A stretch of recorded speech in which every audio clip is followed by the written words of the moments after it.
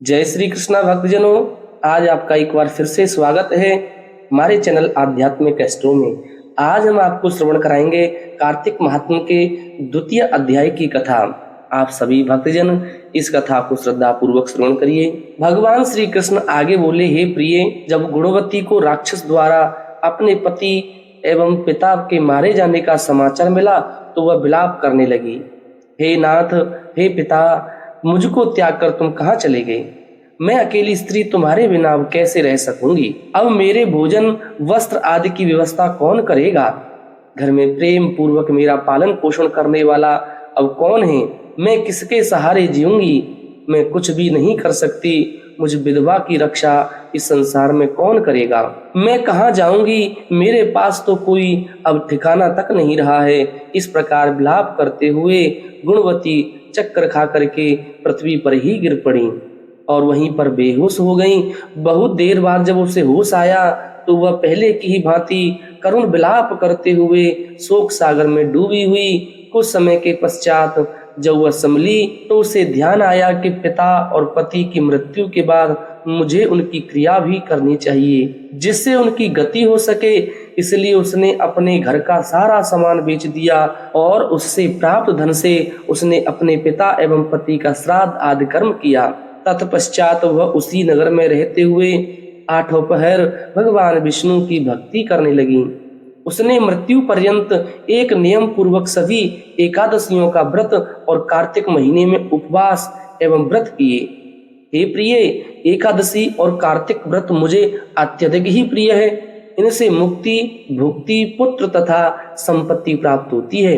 कार्तिक माह में जब तुला राशि पर सूर्य आते हैं तब ब्रह्म मुहूर्त में उठकर के स्नान करने व व्रत उपवास करने वाले मनुष्य मुझे बहुत प्रिय हैं, क्योंकि यदि उन्होंने पाप भी किए हों तो भी वह स्नान व व्रत के प्रभाव से मैं उन्हें मोक्ष प्रदान कर देता हूँ। कार्तिक में स्नान, जागरण, दीपदान तथा तुलसी के पौधे की रक्षा करने वाले मनुष्य साक्षात भगवान विष्णु के समान हो जाते हैं। कार्तिक मास में मंदिर में झाड़ू लगाने वाले, स्वास्तिक बनाने वाले तथा भगवान विष्णु की पूजा करने वाले मनुष्य जन्म मरण के चक्कर से छूटकर मोक्ष को प्राप्त कर लेते हैं। यह सुनकर गुणवती भी प्रतिवर्ष श्रद्धा पूर्वक कार्तिक का व्रत और भगवान विष्णु की पूजा करने लगी। हे प्रिय, एक बार उसे ज्वर हो गया और वह बहुत कमजोर भी हो गई थी। फिर भी वह किसी प्रकार गंगा स्नान के लिए चली गई। गंगा तक तो वह पहुंच गई, परंतु शीत के कारण वह बहुत बुरी तरह से कांप रही थी। इस कारण वह शीतल हो गई। तब वह भगवान विष्णु दूतों से मेरे धाम में ले आए। तत्पश्चात ब्रह्मा आदि देवताओं की प्रार्थना पर जब मैंने कृष्ण का अवतार लिया तो मेरे गण भी मेरे साथ ही इस पृथ्वी पर आए, जो इस समय यादव कुल में हैं। तुम्हारे पिता पूर्व जन्म में देव शर्मा थे, जो इस समय सत्राजित के रूप में हैं। पूर्व जन्म में चंद्र शर्मा तुम्हारा पति था, वह डाकू है। और हे देवी, तू ही वह गुणवती है जो कार्तिक के व्रत के प्रभाव के कारण तुम मेरी अर्धांगिनी हुई हो। पूर्व जन्म में तुमने मेरे मंदिर के द्वार पर तुलसी का पौधा लगाया था। इस समय वह तेरे महलों के आंगन में कल्प वृक्ष के रूप में विद्यमान है। इस जन्म में जो तुमने दीपदान किया था उसी कारण तुम्हारी देह इतनी सुंदर है और तुम्हारे घर में साक्षात लक्ष्मी का वास भी है। क्योंकि तुमने पूर्व जन्म में अपने सभी व्रतों का फल पति स्वरूप विष्णु को अर्पित किया था, उसी के प्रभाव से इस जन्म में तुम मेरी प्रिय पत्नी बनी हो।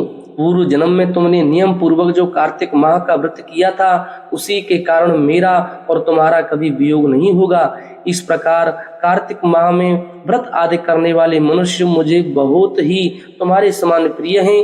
दूसरे जप तप यज्ञ दान आदि करने से फल प्राप्त नहीं होता। दूसरे जप तप यज्ञ दान आदि करने से प्राप्त फल कार्तिक मास में किए गए व्रत के फल से बहुत थोड़ा होता है। अर्थात कार्तिक मास के व्रतों का 16वां भाग में नहीं होता है।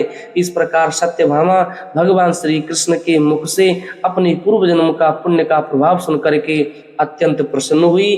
बोली विष्णु भगवान की जय।